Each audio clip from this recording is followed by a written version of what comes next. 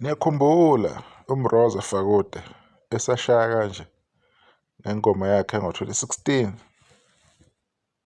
Ulalabandamu namhlanje asambe siye empini siyobulala ubandamu namhlanje njenganibatha kashayeli ubandamu. Sibonge laphana kwi-classic song, hit song kaMroza le Fakude.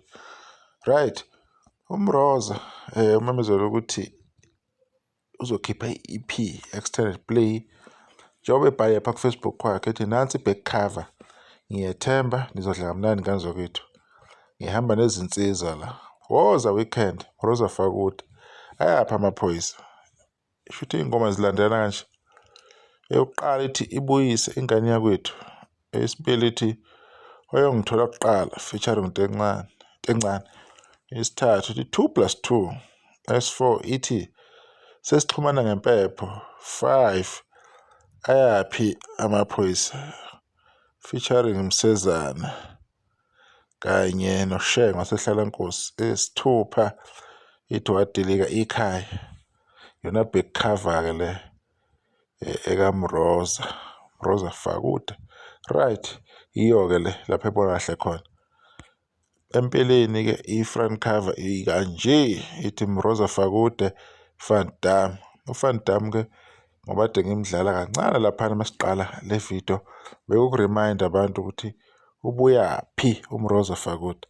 Right, njengoba kuMroza Fakude-ke eni-reminder is uVan Damme, urifeya kuleya ngoma yakhe ayishaya ngo-2016 eyawina i-Summer Song of the Year 2016. Yawina Okhozini, yashaya unyaka, makuhlose unyaka 2016, 2017, yaphinda futhi yavotelwa iy'ngoma ezishaye zonke kwa-SABC ngamavoti ayi-more than 26,000 ngalowo nyaka loyo. Bayazi-ke abalandeli uMaskandi ukuthi kwakuvotwa kanjani ngalezo khathi lezo. Yashaya ngisho uBabes yodumo, waphinde washaya nengoma kaMonata ethi Didibala, into ecishe ibe kanjalo. Right, i-research-ke uma uzoyenza uzothola ukuthi ikhona ingoma yayibuya ngapha eLimpopo eyayidla amagalana. Right,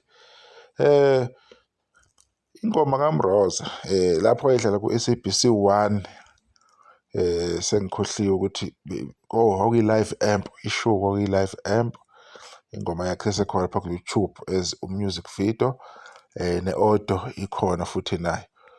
Siyakhumbula-ke futhi ukuthi-ke uMroza ukwakhipha nawo umsebenzi wakhe 6 months ago.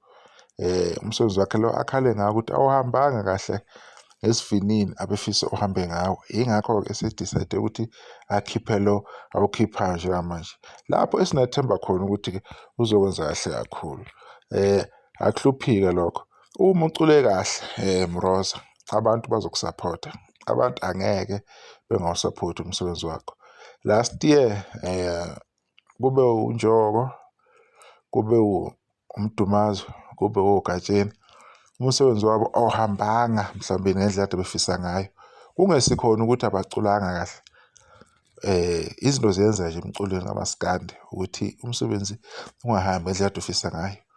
Kuningi abantu abakwenzile, baningi abaculi abakhulu abakhona kumaskandi abanamagama nabo, uthola ukuthi ama-album or amaculo thizeni abaphusheka ngendlela ade befisa ngayo, kungesikhona ukuthi umsebenzi wami mhlawumbe ububheda or ubungalaleleki. Uthola ukuthi buwulaleleka nje futhi umnandi, especially umsebenzi wabantu ofana nabantu abanjengoMdumazi, uyalaleleka loya msebenzi loyana, especially wa-last year, kodwa uthola ukuthi iy'namba ayifuni ukuhlangana. Sithembe-ke lokhu ukuthi uMroza ngendlela asebenze ngayo abantu bazombuyisela egemini. uMroza usecule isikhathi eside endaweni kamaskandi, usedlale igame ngendlela ekuyiyona isikhathi eside, phezu kwawo wonke ama-ups and downs ade nawo nama-challenges kade ebhekene nawo endimeni kamaskandi, kodwa ukwazile ukuthi abekezele, abuye ayibambe iqine. Namanje usacula, namanje usaphusha, kunabasemkhuze anokukhipha nabo. So umsebenzi wakhe mningi kakhulu awenzayo, and ukuthi mhlawumbe ucula ngey'ngoma ezosizo, ucula ngey'ngoma ekanjani,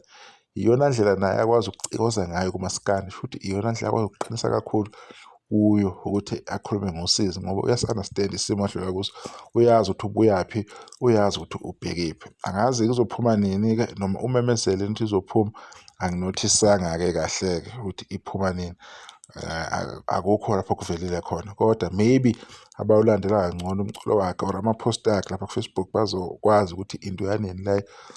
Sesiyobona-ke ngawo umsebenzi kaMroza, siyobuya futhi izokhuluma ngawo. Uma siwubonile sakuthola i-chance, siyobuya kuyo le channel Siyindofa Sobethu TV sizokhuluma ngakho, ngoba kula kumaskandi into esiyithandayo ukuqhakambisa okwenza kwabaculi bamaskandi, ukuqhakambisa umsebenzi wabo, ukuphusha umsebenzi wabo. Okunye suke sikwenza nje okoqhawe suke siyiphushe isikhathi kokuncokolisana lapho nalapho, kodwa-ke akekho umuntu akathole ithuba lokuthi sikhulume ngayo noma ngasiphi isikhathi siyolithola ithuba ukuthi siwuveze umsebenzi wabo, ngoba ilokho okubalulekile ukuthi sikhulume ngakho, siphushe umculo kamaskandi ngoba yona siwuthanda kakhulu. Sibonge ithuba sodibana okuzayo, besale kahle abantu, bewulindeleke umsebenzi omuhle othembisayo okaMroza Fakude. Nisakahle nonke, ngiyabonga.